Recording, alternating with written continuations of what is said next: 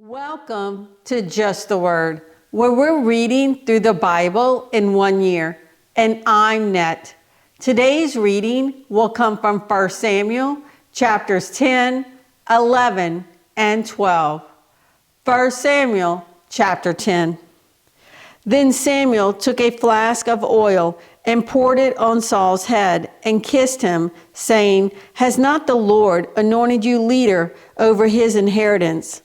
When you leave me today, you will meet 2 men near Rachel's tomb at Zelzah on the border of Benjamin. They will say to you, 'The donkeys you set out to look for have been found, and now your father has stopped thinking about them and is worried about you. He is asking, what shall I do about my son?' Then you will go on from there until you reach the great tree of Tabor. 3 men going up to God at Bethel will meet you there. One will be carrying 3 young goats, another 3 loaves of bread, and another a skin of wine. They will greet you and offer you 2 loaves of bread, which you will accept from them. After that, you will go to Gibeah of God, where there is a Philistine outpost. As you approach the town, you will meet a procession of prophets coming down from the high place with lyres, tambourines, flutes, and harps being played before them, and they will be prophesying. The Spirit of the Lord will come upon you in power, and you will prophesy with them, and you will be changed into a different person. Once these signs are fulfilled, do whatever your hand finds to do, for God is with you. Go down ahead of me to Gilgal. I will surely come down to you to sacrifice burnt offerings and fellowship offerings, but you must wait 7 days until I come to you and tell you what you are to do." As Saul turned to leave Samuel, God changed Saul's heart, and all these signs were fulfilled that day. When they arrived at Gibeah, a procession of prophets met him. The Spirit of God came upon him in power, and he joined in their prophesying. When all those who had formerly known him saw him prophesying with the prophets, they asked each other, "What is this that has happened to the son of Kish? Is Saul also among the prophets?" A man who lived there answered, "And who is their father?" So it became a saying, "Is Saul also among the prophets?" After Saul stopped prophesying, he went to the high place. Now Saul's uncle asked him and his servant, "Where have you been?" "Looking for the donkeys," he said, "but when we saw they were not to be found, we went to Samuel." Saul's uncle said, "Tell me what Samuel said to you." Saul replied, "He assured us that the donkeys had been found." But he did not tell his uncle what Samuel had said about the kingship. Samuel summoned the people of Israel to the Lord at Mizpah and said to them, "This is what the Lord, the God of Israel, says. I brought Israel up out of Egypt, and I delivered you from the power of Egypt and all the kingdoms that oppressed you. But you have now rejected your God, who saves you out of all your calamities and distresses. And you have said, 'No, set a king over us.' So now present yourselves before the Lord by your tribes and clans." When Samuel brought all the tribes of Israel near, the tribe of Benjamin was chosen. Then he brought forward the tribe of Benjamin, clan by clan, and Matri's clan was chosen. Finally, Saul's son of Kish was chosen. But when they looked for him, he was not to be found. So they inquired further of the Lord, "Has the man come here yet?" And the Lord said, "Yes, he has hidden himself among the baggage." They ran and brought him out, and as he stood among the people, he was a head taller than any of the others. Samuel said to all the people, "Do you see the man the Lord has chosen? There is no one like him among all the people." Then the people shouted, "Long live the king!" Samuel explained to the people the regulations of kingship. He wrote them down on a scroll and deposited it before the Lord. Then Samuel dismissed the people. each to his own home.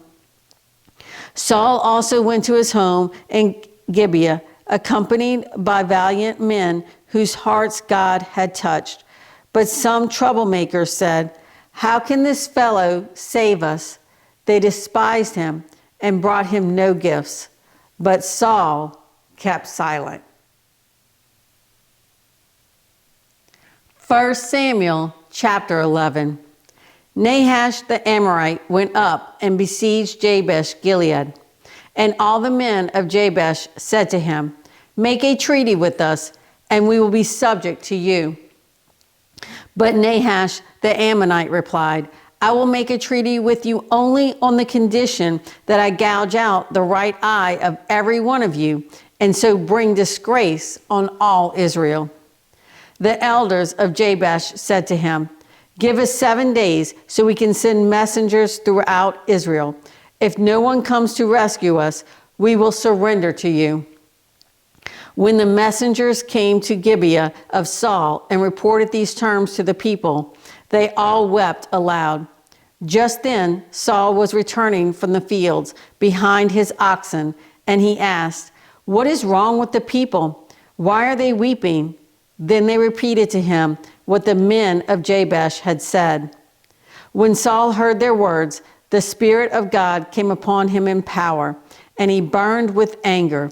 He took a pair of oxen, cut them into pieces, and sent the pieces by messengers throughout Israel, proclaiming, "This is what will be done to the oxen of anyone who does not follow Saul and Samuel."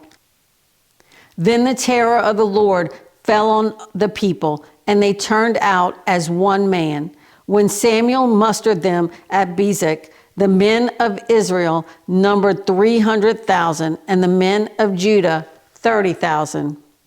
They told the messengers who had come, "Say to the men of Jabesh Gilead, by the time the sun is hot tomorrow, you will be delivered."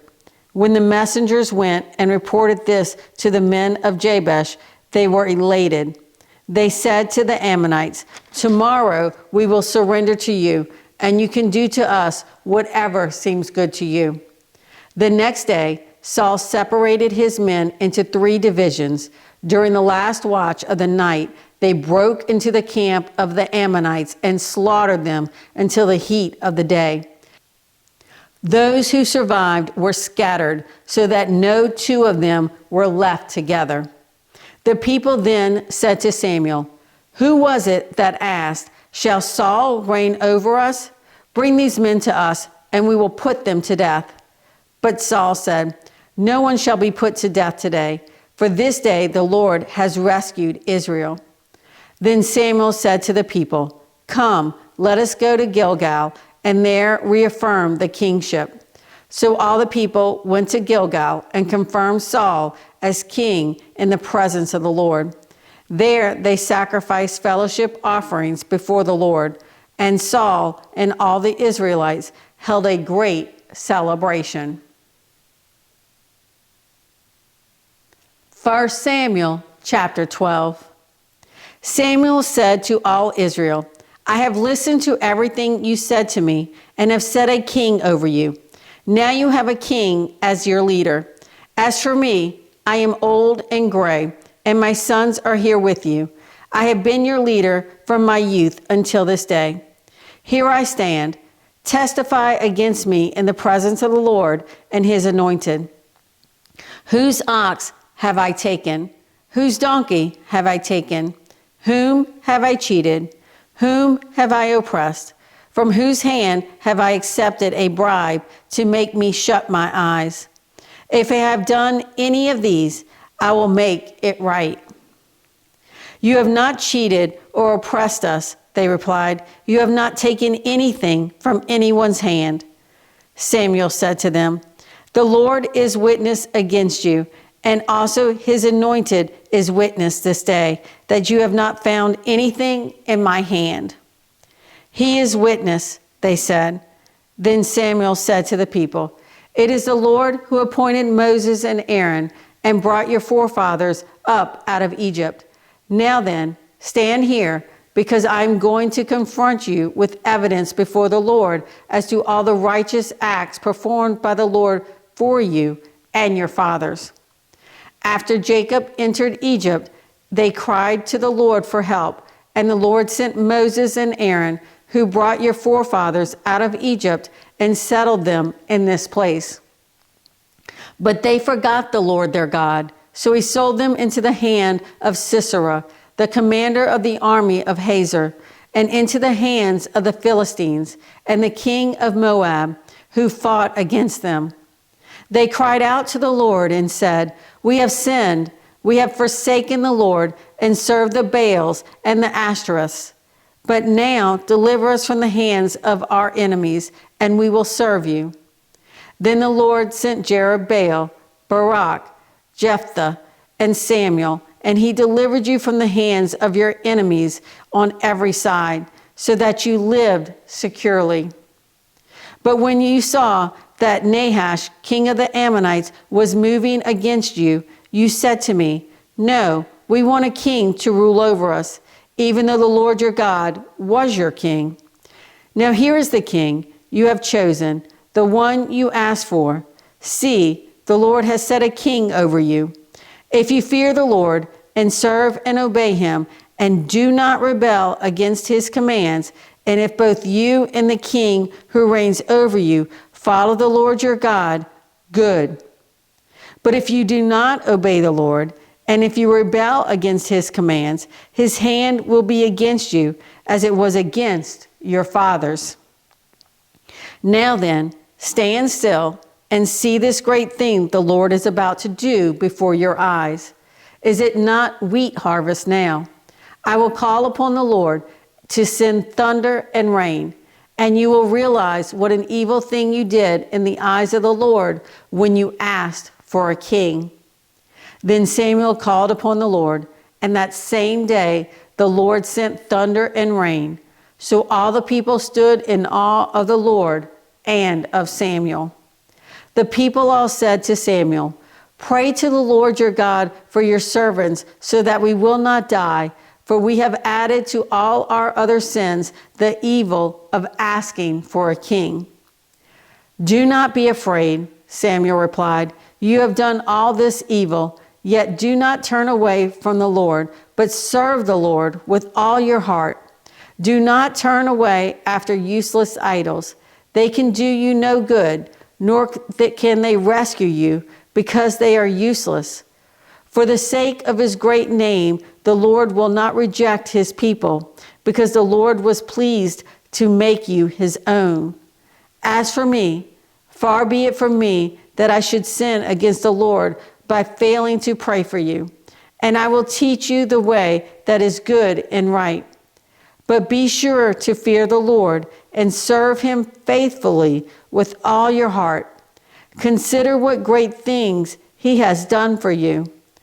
Yet if you persist in doing evil, both you and your king will be swept away." Thanks for joining Just the Word. See you tomorrow.